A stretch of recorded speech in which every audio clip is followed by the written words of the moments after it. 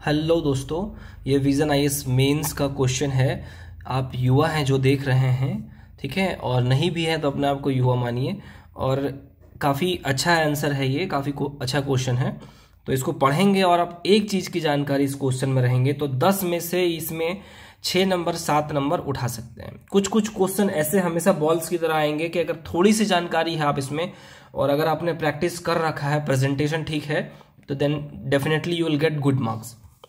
देखिए क्वेश्चन क्या है, समुचित कौशल विकास के अभाव में जनसांख्यिकीय लाभांश, ठीक है, जनसांख्यिकीय दायित्व बन सकता है। मतलब कि अगर जो युवा है भारत में, अगर उनका विकास ना किया जाए तो उनका लाभांश, जनसंख्या लाभांश क्या होता है, डेमोग्राफिक डिविडेंड्स, कि उस जनसंख्या को हम मिलिट्री के लिए, इंजीनियरिंग के लिए, ठीक है, डॉक्टर्स बनाने के लिए, ठीक है, प्लांटेशन करने के लिए, माउंटेनिंग करने के लिए, कुछ भी मतलब उनको ट्रेन करके उनकी ऊर्जा का इस्तेमाल करके देश का विकास किया सकता है, ठीक है, जनसांख्यिकीय दायित्व बन सकता है। लेकिन अगर उनको विकास ना किया जाए तो ये दायित्व बन सकता है। दायित्व क्या, जब किसी से आप पैसे लेते हैं तो ये आपका दायित्व बनता है कि देना पड़ेगा। आप अगर नहीं उसको निखारेंगे तो फिर पता चलेगा वो जब वो बुजुर्ग बन गए हैं तो फिर पता चलेगा अगर वो एजुकेटेड नहीं है तो उनका हेल्थ खराब होगा तो आपको उनको संभालना पड़ेगा। एजुकेशन का अभाव है तो अपने आप को सैनिटेशन वो नहीं रख पाएंगे, प्रॉपर फूड या डाइट नहीं ले पाएंगे, तो कुल मिलाकर इनडायरेक्टली ये बोझ बढ़ता ही है सरकार पे, ठीक है।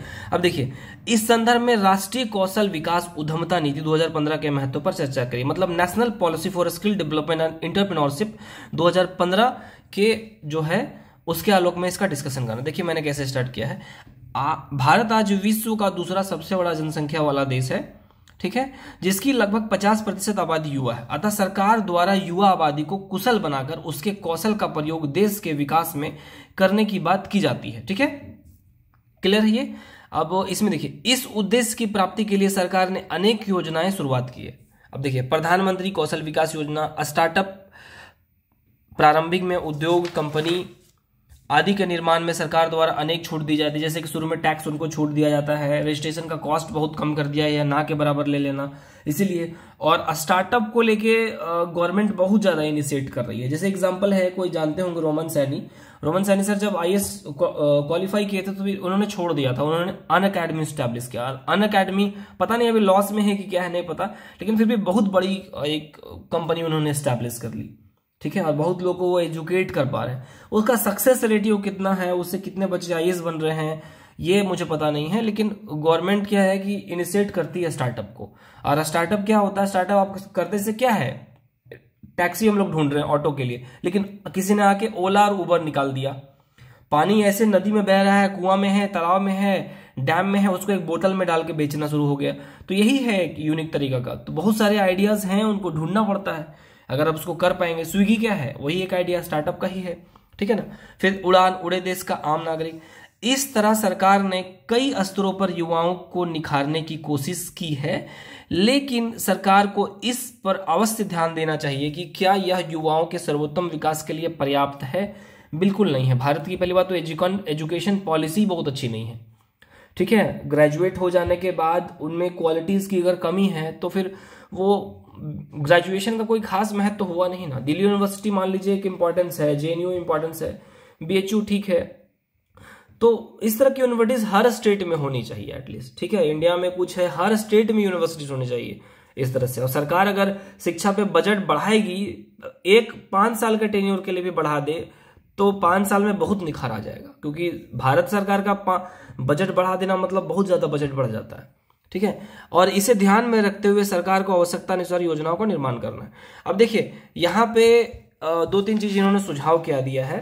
देखिए संक्षेप में स्पष्ट करें कि कौशल विहीन युवा जनसंख्या दायित्व हो सकता है। तो मैंने बताया आपको कि अगर उनको कौशल नहीं है तो फिर वो बोझ बनेंगे सरकार पर, ठीक है। अगर उनको कौशल ना दिया जाए तो फिर बेरोजगारी बढ़ती है, बेरोजगारी एक टेंशन क्रिएट करता है और कई जगह क्राइम बढ़ता है, ठीक है। देखिए इन्होंने लिखा भी है कि गुड प्रश्न संगत इंट्रो। तो जहां पर है एक शुरुआत मैंने ठीक किया था, लेकिन अकॉर्डिंग टू डिमांड पूरा फिलफिल नहीं कर पाया मैं। तो देखिए यहां आपको राष्ट्रीय कौशल विकास तथा उद्यमिता नीति 2015 के संदर्भ में स्पष्ट करना था। तो यह नीति केंद्र सरकार के द्वारा 2015 में लाई गई थी, जिसका मेन उद्देश्य युवाओं का विकास करना था, विशेषकर महिलाओं का विकास करना था। और बहुत जगह तक कौशल विकास योजनाएं चल रही हैं, ठीक है। अब उसका आउटपुट कितना निकला है वो बात अलग। देखिए अगर सरकार है कोई भी कुछ काम करती है। अगर आउटपुट निकला, जैसे सर्जिकल स्ट्राइक हुआ तो उसमें विजय हुई, तो वाहवाही तो कोई भी लूटेगा ही सरकार। लेकिन कौशल विकास योजना कितना सक्सेस है, अगर सरकार इसको लेके बहुत प्रचार नहीं कर रही है, दैट मीन्स, और उसके लेके बच्चे क्वालिटी नहीं गन कर पाए हैं, उनको अच्छा से एम्प्लॉयमेंट नहीं मिल पाया है, तो इस वजह से शायद सरकार प्रचार नहीं कर रही है। तो ये मैंने क्या अच्छी चीजें हैं स्टार्टिंग में, क्या कमियां हैं ये बता दिया, ठीक है। इसके आलोक में ये क्वेश्चन अच्छा है बिगिनर्स के लिए भी, इसे आप प्रयास करिए, ठीक है। और इसके अलावा कोई विकल्प नहीं है, प्रयास करके देखिए आप।